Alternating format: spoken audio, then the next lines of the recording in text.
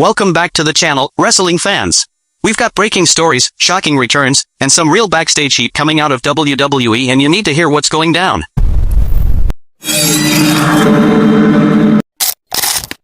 Fan backlash over creative decisions.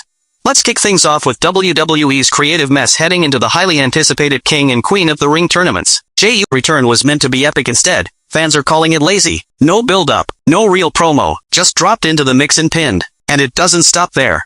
Asuka, back with zero fire. Randy Orton? Barely any crowd momentum. Online forums, Reddit threads, and Twitter Spaces fans everywhere are saying the creative team is phoning it in. This is not the build-up people were expecting before a major tournament. Could this backlash force WWE to rewrite their direction mid-event? It's not unheard of, but it's definitely risky. Kurt Angle's emotional confession. Next up, WWE legend Kurt Angle is making headlines for his brutally honest interview this week. He opened up about his return to WWE, and get this, he said, "I felt like a liability in the ring." That's some heavy truth coming from an Olympic gold medalist. He even addressed past controversial storylines, yes, including that infamous angle involving Sharmell, and said he wishes some things were handled differently. But here's the twist, Angle's also pushing hard for WWE to acquire the TNA video library. Why? So fans can relive his best non-WWE moments. That would be huge for storytelling and legacy content on Peacock. Seth Rollins group evolution. Seth Rollins and his faction featuring Bron Breakker, Bronson Reed, and Paul Heyman are about to get a total overhaul. New group name.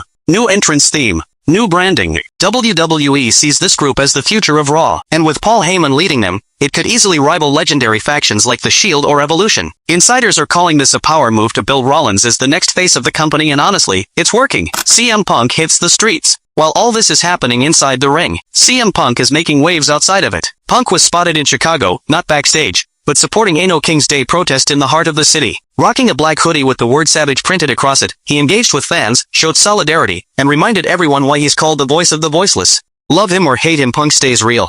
And that authenticity is exactly why he remains one of wrestling's most unpredictable wildcards. Carlito out of WWE. Another big shift. Carlito is officially done with WWE. His contract expired and wasn't renewed, making him a free agent once again. But here's where it gets spicy. He took to social media right after and posted, "Back in business." That sounds like a shot and possibly a teaser for an AEW debut, an indie run, or maybe even a heel return later in the year. Either way, Carlito's not done yet. He's just warming up. Tournament buzz and Goldberg's future. And before we wrap, the tournaments are in full swing.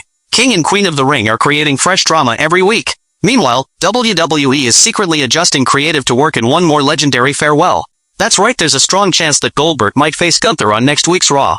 There's a lot unfolding right now. Seth's new faction. Punk in protest. Carlito walking away. Goldberg circling for one last spear. So tell me, which storyline are you watching the closest? Drop your thoughts in the comments. Hit that like button. And don't forget to subscribe, because things in WWE are only getting crazier.